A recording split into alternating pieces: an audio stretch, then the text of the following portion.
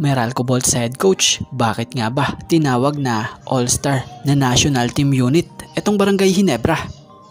Speaking of Barangay Ginebra, may good news dahil Jeremiah Gray ini-activate na. At Meralco, may good news din dahil itong si Akil Mitchell maglalaro na ngayong quarterfinals. At bago nga ang lahat, baka naman po pwedeng makahingi ng isang subscription para sa ating channel or paki-follow na rin po kung nagustuhan nyo ang ating mga basketball update.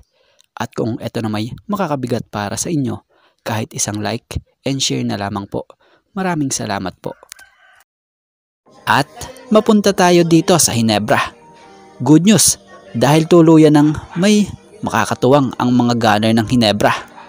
So tuluyan na nga pong mahahanay na muli sa posisyon nila Stephen Holt, Jamie Malonzo, Ralph Koo, and Aljon Mariano. Etong si Jeremiah Gray.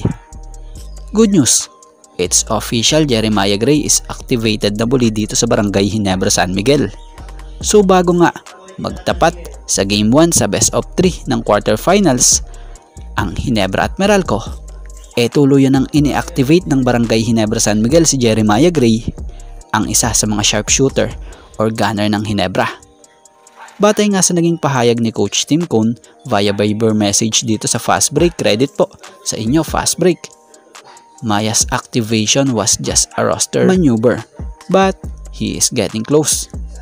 So good news ito dahil ayun, papalapit na talaga ng papalapit ang pagbabalik hardcourt nitong si Jeremiah na siyang matagal na nga pong inaabangan, especially ng kampo din ng Ginebra at syempre ang mga diehard fans ng nasabing koponan dahil sa tagal nga rin po ng naging recovery niya from an anterior cruciate ligament tear or kilala sa tawag na ACL na tinamo nga niya noon sa paglalaro niya sa PBA On Tour Preseason Tournament in late 2023. Matapos magkaroon ng back injury etong si Akil Mitchell at ngayon balitay nakarecover na, inaasahan nga ngayong pagbabalik na to sa quarterfinals kontra Ginebra. Ito'y kanilang magiging key factor kontra Ginebra.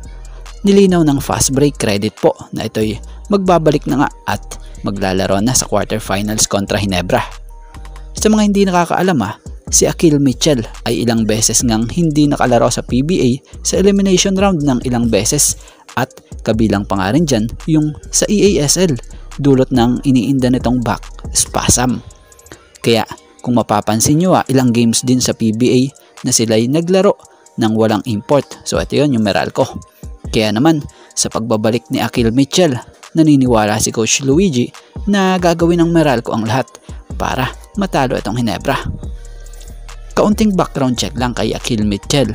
Para sa mga hindi nakakaalam, this PBA elimination bago ang playoffs, he averaged per game ng double-double na 23.88 points per game, 13.00 rebounds per game, and 3.75 assists per game. So magaganap na mamayang gabi ang quarterfinals na kung sa second game ang laban. Magaganap na ang Barangay Ginebra versus Meralco Bolts sa Best of 3 series ng quarterfinals. So may nakalap nga tayong balita na medyo may kaunting pangamba ang Meralco Bolts head coach sa kanilang makakatapat sa quarterfinals dahil sa mas tuminding puwersa ng Barangay Ginebra na kung sa ayon sa pagkakaintindi natin sa naging pahayag ng nasabing head coach, mas mabigat nga raw itong binuo na lineup ngayon ng Ginebra kumpara dati. So credit nga po sa spin.ph mula sa panulat na itong si Rayo Venterado. So alam nyo bang kabilang sa pinangangambahan ni Coach Luigi Trillo sa player ng Ginebra itong mga nadagdag ika nga na mga toneladang dominanting player sa team tulad nila Troy Rosario. Ang nagbabalik na si Jamie Malonzo. Tapos meron pang araw na RJ Abarientos na kung sa ay tinawag pa nga ni Coach Luigi na that's an all-star na national team unit. And then you've got Brownlee. So yun pa yung pinakamabigat dun. Pero kahit ganun pa man, naniniwala pa rin si Coach Luigi na mapagtatagumpayan ng mga players niya itong challenge para sa kanila kontra Ginebra this conference. Itong araw yung gusto nila at excited ang nasabing team na to. So alam din nila na hindi ito magiging madali sa kanila Dahil ang team nga raw ng Ginebra ay may maayos na opensa at may matindi rin raw na depensa dahil sa pagiging disiplinado nga raw ng mga ito sa laro. Kaya naman kakailanganin nga raw nilang maging ready. Siya nga pala, karagdagang update pa lamang din po about pa rin dito sa Ginebra at Meralco.